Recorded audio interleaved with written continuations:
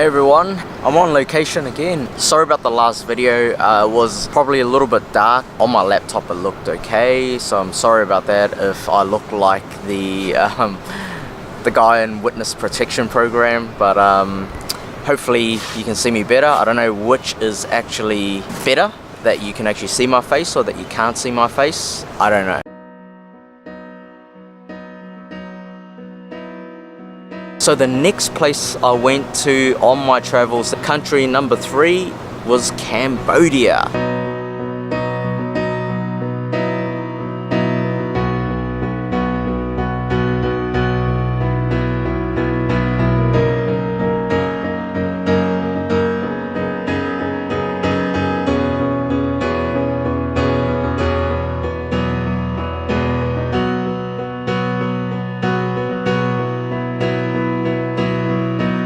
There are a few things you do need to know about Cambodia before you get there. First of all, the currency.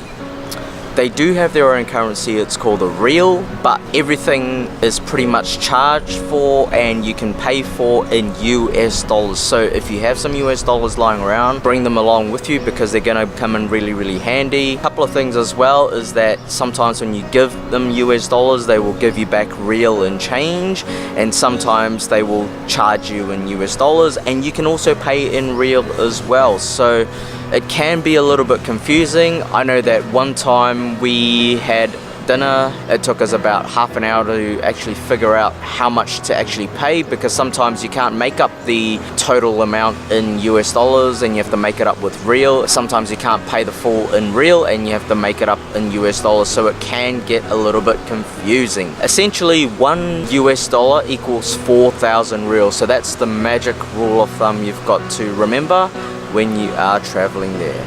So if you're going to be in Cambodia for more than a few days, I would highly recommend that you do invest in a SIM card. At the airport, at the arrivals terminal, you go out the door, turn to the right, and you'll see a number of kiosks selling SIM cards and internet plans. I bought mine just as a guide for a 14-day tourist SIM card, and it cost me only $10 US, and it was for 10 gigabytes of data. The company that I went with was Metphone. Highly recommend them. Really fast, really reliable, and it was really handy for some of the places that I went to that had limited to no internet Wi-Fi, but they did have 4G connection. The next thing that you'll notice straight away in Cambodia is that it is pretty much the tuk-tuk capital of the world. You cannot go down the road, you cannot walk 10 meters ahead without someone saying, do you want a tuk-tuk?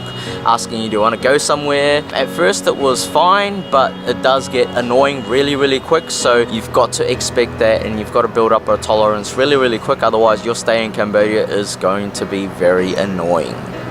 The other thing as well is there aren't a lot of malls in the cities in Cambodia, so it can get really hot during the day and it's really hard to escape the heat, especially if you're in Siem Reap or in Phnom Penh. So for me, what I did was I just went into the undercover markets to really escape the heat, even though it's not air conditioned, but at least you get away from the sun and it's not so hot. Whereas most other cities in Asia, you will have malls that you can go to for some air conditioning and to escape the heat.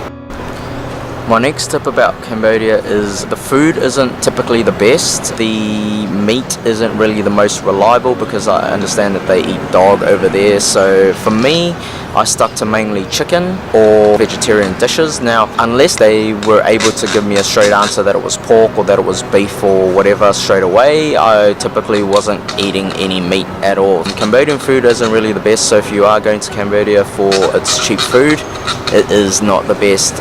Additionally, they are pretty expensive because everything's been charged in US dollars.